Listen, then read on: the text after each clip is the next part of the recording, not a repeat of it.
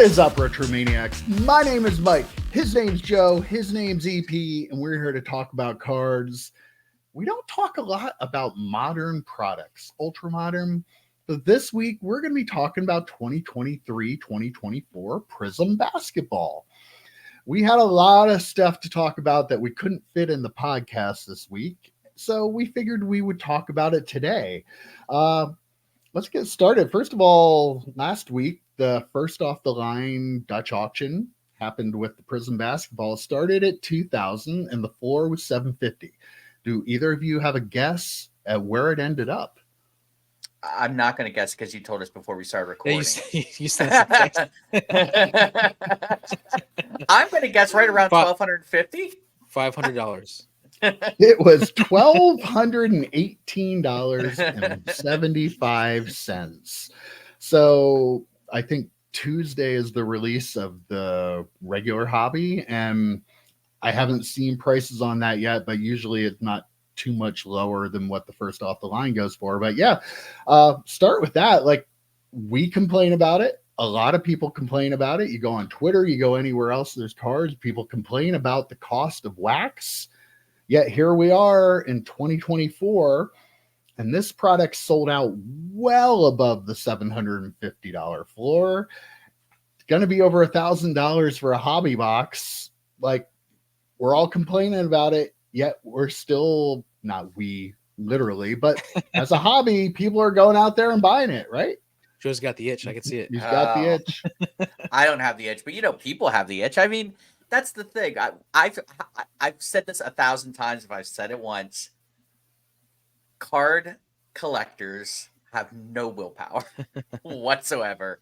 So they'll see it for 1,000, they'll buy it for 1,000. If it was selling for 500, they buy it for 500. If it was selling for 1,500, they buy it for 1,500. They want the cards. They want to open up cards. So yeah, I mean, we complain about it, and I don't know if we're ever going to see a box of Prizm below $750 again, ever, because I mean, Panini only has a license for a couple of more years. It's not like they're going to go out and say, hey, for the last couple of years we have this, let's make it super affordable. Like that. That's not a thing that's going to happen. A box. Right, yeah, right. Happen, like, not going to happen. They've never thought that. Yeah, they never thought that. They're not going to think it towards the end when they're losing the licenses. They're going to make more and they're going to sell it for higher. That is going to be their equation for the next few years. Yeah, Prizm is like, I mean, Prizm is the product owned, right? And Prizm Basketball is like the product owned, like pretty much every year right now. Like that, maybe the National Treasures and Flawless have higher dollar values, but as far as like cards that people can own and want to own, and like the silver Prizms, they are constantly changing hands for the really the top players. And so Prizm has that I mean, it has something about it. So you can. I don't condone the price, obviously, but I can totally see why it is happening, because this is the product of the year for a lot of people. And I have to give a huge shout out to our old buddy Ziggy No. Ziggy hit this one on the head. Like, I remember talking to him about stuff with Victor Wembanyama being an exclusive to Fanatics, not being any autographs in here. And he said long ago, when Prizm comes out, nobody's going to care that he doesn't have an autograph, because it's all about collecting the different colors and the parallels and stuff. And by the looks of this price, like, people don't seem to care that they're not going to be able to pull an autograph card. They want, his finite 101. They want his true gold. They want his black and gold. They want one of his many others that we'll get into later. Absolutely not a big deal that he doesn't have an autograph in it. And Ziggy called that long ago. Totally right on that. So I 100% agree, but I have to ask the question, how much would this product be a box if he did have autographs in it? I don't think it would change it very much. I don't think it would change a whole lot. He had a one black finite autograph. Like, but the non-autographs usually sell for more than the autographs. I get that, but if they're putting more into it, they're going to charge more for it, right? So it's not like if they didn't have, or if they did have Wembanyama autographs in it, it's not like they would charge the same price. I really feel that it would be more expensive. Now, I don't think maybe they are $2,000 charging box. the same price and they're They're just charging- making more money because they don't have to Right. pay him for autographs. That's fair. But yeah, the Wembanyama is driving the product. Mhm. But I mean, if he wasn't in the class, it'd probably still be super expensive. Like I said, I think people would still buy it, right? Like, not to change it to a football discussion, but when what was it, 2022, there were no quarterbacks. There was one first round quarterback. I love you, Kenny, but come on. And the boxes still went for $8, $9, $1,000, so it's like, I don't think people, sure, he's driving it and it probably makes it a $1,200 box product, but I don't know. I don't think people wouldn't buy it if he wasn't in it. I don't know. Yeah, I mean, I didn't want to put the cart before the horse because I know we're going to talk about Wembanyama, but I mean, he really, there was no doubt in my mind that it was not going to drop all the way to the bottom just because of Mhm. Wembanyama and the parallels like that. It is not only the most popular product that Panini puts out as far as like volume of sales, it is also sales of the product in sealed product and also on the secondary market. It's in the most coveted, but also they've got this potentially generational talent who, I mean, he has looked amazing and a lot of the time he's played so far this year, like doing a lot of amazing stuff. So I think that helps to even increase it even more. So it's insane, and I really wouldn't mind having a couple Wembanyama cards out of that product. Well, that's a good point too, because like, here's how I kind of look at it. Like, myself personally, I'm not going to spend $1,000 on a hobby box, but like, this is a product that I actually feel like, if I had $1,000 that I'd feel comfortable throwing into a box, I would buy a box of it. Right. So, and I am not the target market for ultra modern basketball. So people who do that and people who have the itch, like Joe said, more than I do, like, they're all in. If I'm sitting here thinking, I would buy a box of that for $1,000. That, if I had the money to play with, that would be a fun thing to take a chance on and see what I get. And if I feel that way, people that are into it must be all into it, right? Right. I mean, I'll tell you why people are all in. Because of that amazing Wembanyama card. The curtain. The curtain card. It's all about the curtain. I mean, by the way, again, it cracks me up to no end when people were losing their minds over that card on social media, and some guy from Idaho was complaining about it a lot too. And like, I don't know. It's just like, no one gives a crap. No one gives a crap what the card looks like. I mean, it's his Wembanyama rookie card. How many Tom Brady rookie cards are out there that look terrible because he's wearing a Senior Bowl uniform and they couldn't even have the Michigan helmet, so they had to airbrush it and he had a bowl cut? Like, people don't care. I mean, it's Wembanyama's Prizm rookie. What's it matter what it looks like? People are fine with it. So, I mean, again, that just goes to prove that people are going to buy it regardless. So why do they need to make a really fancy card or airbrush it or do whatever? They can put them in front of a curtain, take a picture, slap it on a card, and people will buy it. And it's going to be worth money. And people are going to resell it. People are going to grade it. The whole thing. Yeah, to your point, Joe, though, too, I think in like 20 years, like that's going to be in the title of listings on eBay, right? Like this is the curtain card. Like they're going to put the word curtain in the card. title. Oh yeah, yeah. Just, think about that. We were talking about during one of our breaks in between shows this week or before one of the shows, after one of the shows, about the Frank Thomas giving the vulgar gesture allegedly on the one Stadium Club card, and like, so I mean, like the you put that in the title, that's what happens. So yeah. Yeah. One of the weird things about this too is that the retail came out before the hobby, and like I bought blasters of this, and I didn't even, like, it took me a while to even realize, like, the first off the line thing. I'm like, oh wait, that's Prizm. I already bought Prizm, which, by the way, I opened 11 of them. Guess how many Wembanyamamas I got? 0.0. How did you know? Did I already tell you this? No, you did, but I just assumed. I got multiples of other people. I was going to say, any. We would have heard if you did pull him. So yeah, that's just an easy guess. And people are going to start listening at, Wembanyama's an SSSSP.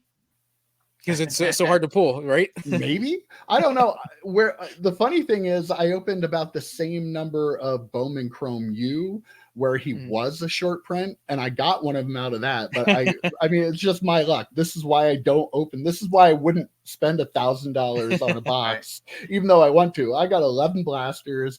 I don't do this much, but I was like, what the heck? I found them at Walmart. They were a little more expensive there too because it was at Walmart. But like I don't rip it. Let's do it.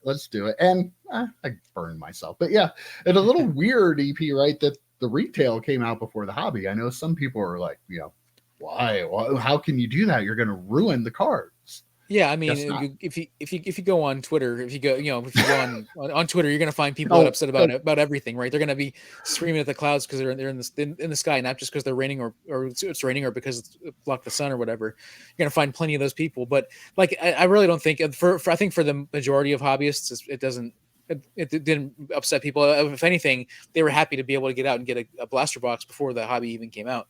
For a lot of, I mean, I would like to think there's probably a lot of collectors who aren't spending $1,000 on a box. There are definitely a lot of them, but I would guess there are more of us like you and me, Mike, who are buying a couple blasters. And I should have just bought a couple. I shouldn't have bought 11, but here we are. What are you gonna do? I already did it. It's done. Which was still way less than a hobby box, I'm guessing. Oh yeah, way. Yeah, like how much less than half. Probably 40 bucks. Well, Walmart they were 35, so okay. I think Target sells them for 30. But I mean, and I felt badly too because like I asked the lady how many were there, and they were on the bottom like shelf, and she had to get down on her hands. She was like digging back, and I was like, I didn't think there were that many there, and like I'm not this go buy out the store of stuff, but I felt like after she did all that, I kind of felt like I had to buy them because I asked her.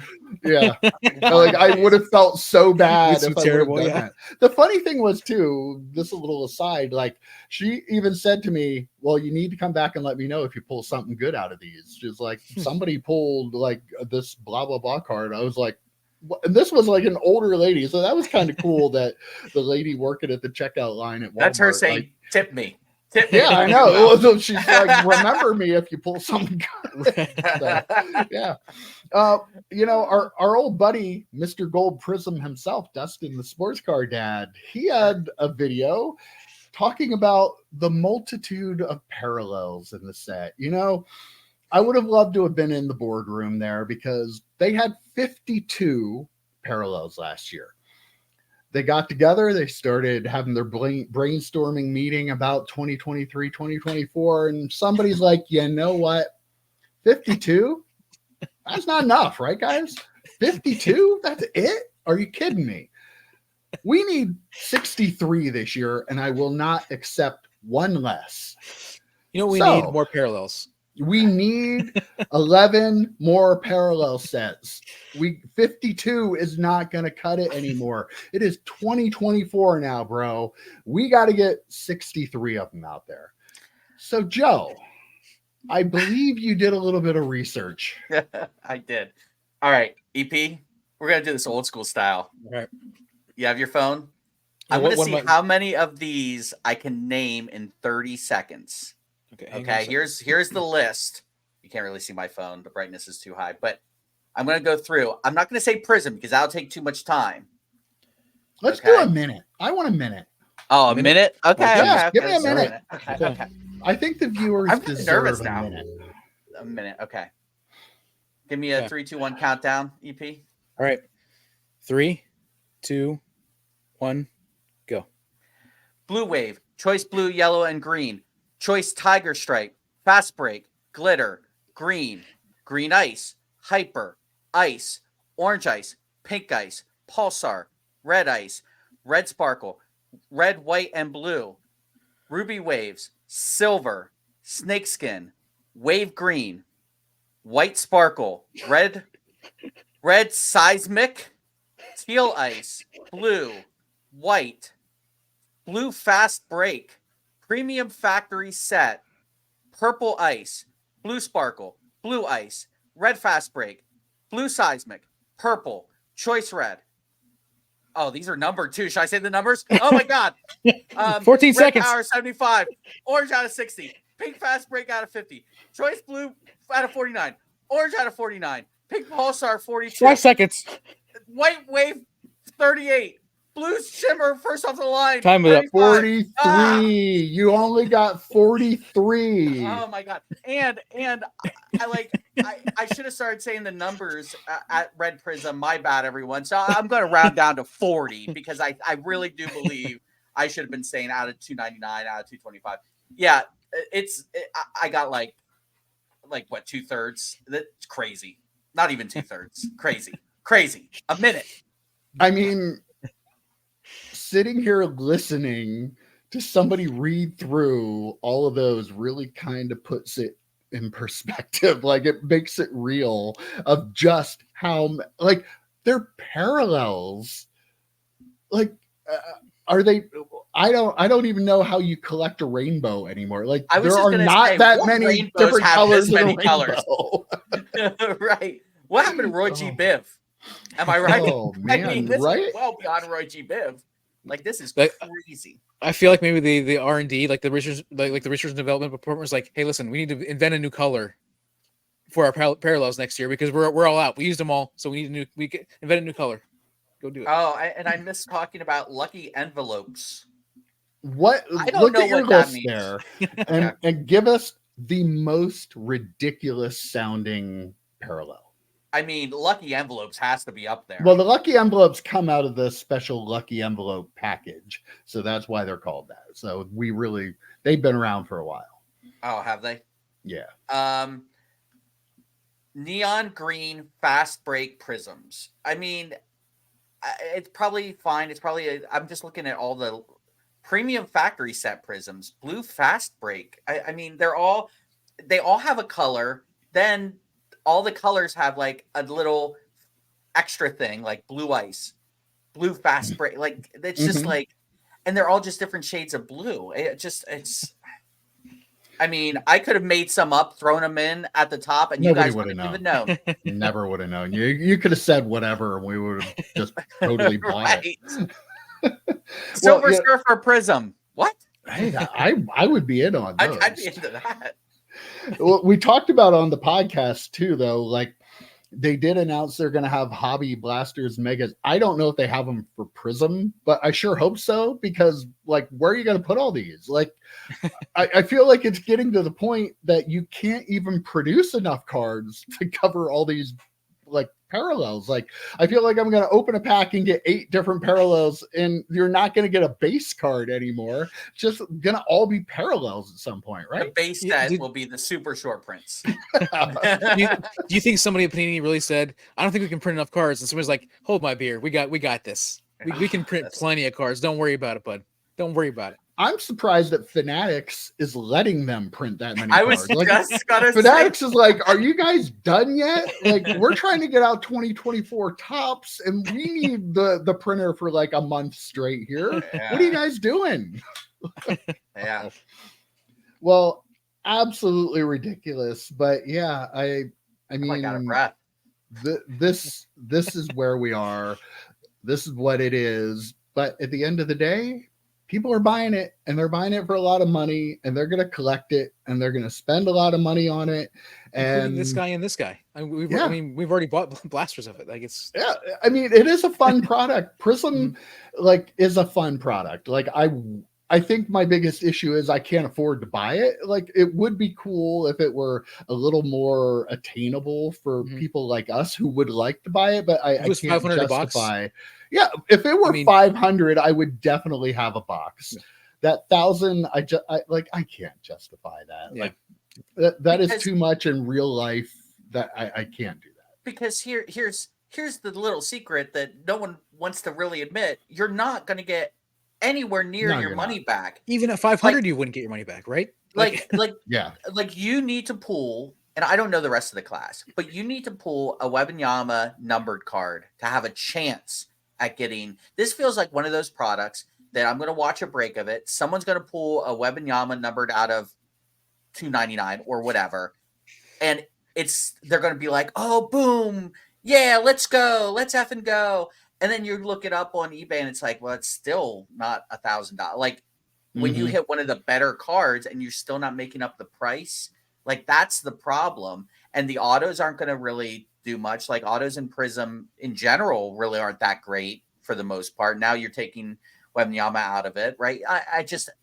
I can't justify. I don't mind not breaking even on something I rip, but man, oh man, when you're getting like 20% back in value, maybe, like it's killer, man. It would make me feel so disheartened to open up a box of that, wouldn't it? Like, wouldn't you feel like gross at the end? I mean, I opened 2 boxes of 2021 Prizm WWE. I was not going to bring that up at all today, Mike. I really wasn't. But I mean, yeah, you did. Really, at the end of the day, can I do any worse? I don't think so. I don't think so. That's fair. Well, congratulations to any of you out there who are able to afford this and are going to have some fun ripping it. I'm not ripping the product literally and figuratively. Like, have fun with it. It is a fun product, just not really the playground I really want to be playing on. But, if you're getting it, good luck. And if you opened any, even if you opened retail, let us know in the comments. Did you get a Wembanyama? I didn't. If you got it, you got mine. I won it. Why did you not let me have it? Got like 3 in one blaster box or whatever. And they're like, I got 2 of Mike's. Yeah. So feel free, DM me or something. I'll send you my address, send me my card. But other than that was fun chat, guys. And I'll see you next week. Take care.